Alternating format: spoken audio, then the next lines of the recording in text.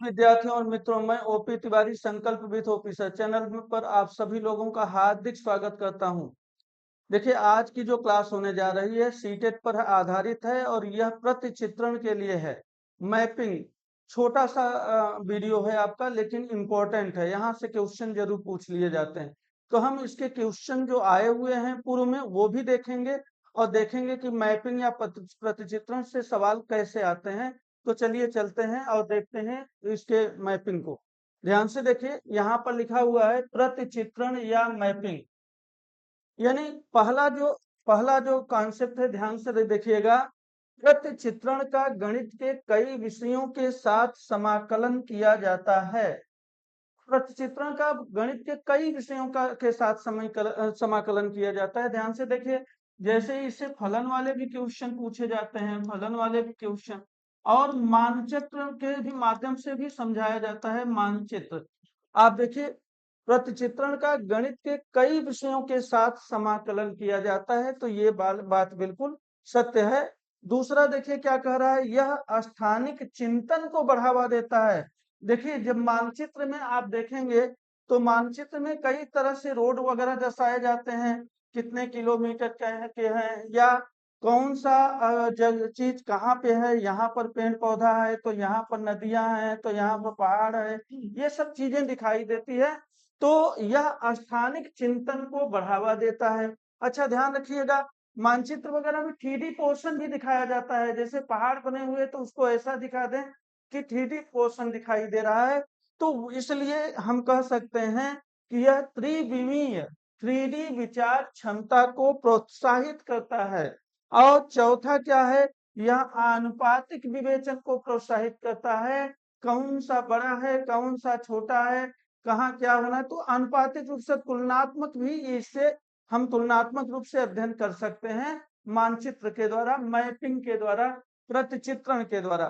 तो प्रतिचित्रण यानी रिफ्लेक्शन भी का होता है। ध्यान से देखिए, फलन भी होता है और मानचित्र भी, कई तरह से। तो गणित के कई विषयों के साथ इसका समाकलन किया जा सकता है। यह स्थानिक चिंतन को बढ़ावा देता है, यह त्रिविमीय 3D विचार क्षमता को प्रोत्साहित करता है, और यह आनुपातिक विवेचन को प्रोत्साहित करता है। सीटेट में बस यहीं से ये चीजें याद कर लीजिए पहले, इसीलिए देखिए मैंने ब्लू कलर से कर दिया है, जो इम्पोर्टेंट है आपके लिए। समाकलन गणित के कई विषयों के साथ समाकलन किया जा सकता है। यह स्थानिक चिंतन को बढ़ावा देता है और त्रिविमीय यानी 3D विचार क्षमता को प्रोत्साहित करता है, और आनुपातिक विवेचन को प्रोत्साहित करता है। तो बस इतना ही था, बहुत छोटा सा पार्ट है। हम इस पर क्वेश्चन देखेंगे, देखिए प्रश्न कैसे आते हैं, तब आप समझ पाएंगे कि वास्तव में हम इसे कैसे करना है। मुझे क्वेश्चन को ध्यान से देखिए सभी लोग, क्वेश्चन क्या पूछा है। क्वेश्चन पूछा है, गणित के प्राथमिक पाठ्यक्रम में चित्रण का परिचय देने का प्रयोजन है। ध्यान से देखिए, त्रिविमीय विचार क्षमता को प्रोत्साहन देना, ये तो अभी हमने पढ़ा है, ये है। आनुपातिक विवेचन को प्रोत्साहन देना, ये वाला भी है। विषय को सरल और रुचिकर बनाना, नहीं ये नहीं है। संख्याओं की निरस्ता को समाप्त करना, ये भी नहीं है। यानी ए और बी सही है, तो ए और बी जहां जिस ऑप्शन में हो तो वो सही है, सी सही है आपका। राइट आंसर आपका क्या हो जाएगा, सी, ए और बी। ध्यान से फिर से देखिए, त्रिविमीय विचार क्षमता, त्रिविमीय का मतलब क्या हुआ, त्रिविम का मतलब 3D पोर्शन, त्रिविमीय विचार क्षमता को प्रोत्साहन देना, आनुपातिक विवेचन को प्रोत्साहन देना, ये दोनों सही है। तो ए और बी आपका राइट आंसर है। चलिए चलते हैं हम अगले प्रश्न पर और देखते हैं कि अगला प्रश्न क्या होने वाला है। गणित में प्रतिचित्रण के लिए निम्नलिखित कथनों में से कौन सा सत्य नहीं है।